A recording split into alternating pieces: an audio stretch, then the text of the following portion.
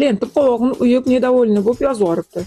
2 kun oldin ataylabdan yozib yubordim. 2 kun vaqtim yo'q, понедельник, вторник mani lishniy ishlarim bor deb yozib yuborsam, mayli, men boshqasini qidirib ko'raman, жалко deb shunaqa недовольный bo'lib yozib yuboribdi-da. O'zlari даже ertalabdan yozib yuborishadi. Inogda iltimos, biz kasal bo'lib qoldik, kelma bugun, atmeni ishlarimiz bor, mehmon keladi desa, men tushunaman, как adekvatniy odam deb. Chunki har bitta odamda ham o'zini ishlari bor, issiqjon. O'zi kamdan-kam zakazlarimni atmen qilaman. Inogda shunaqa срочный ishlarim chiqib qolmasa, shunda ham недовольный bo'lishadi, tavba. Lekin hayotimda kimdir mendan ketsa, men hech qachon achinmayman, chunki bu meni odamim emas. Menga undan zo'r keladi deb o'ylayman har doim. Bugun keratinovoy выпрямлениеda ikkita klientim bor. Birinchi o'rinda boshini yuvib diagnostika qildim. Sochlarini yuvayotgan paytim 5 minut massaj qilib qo'ydim, чтобы ozgina odam расслабиться qilish uchun.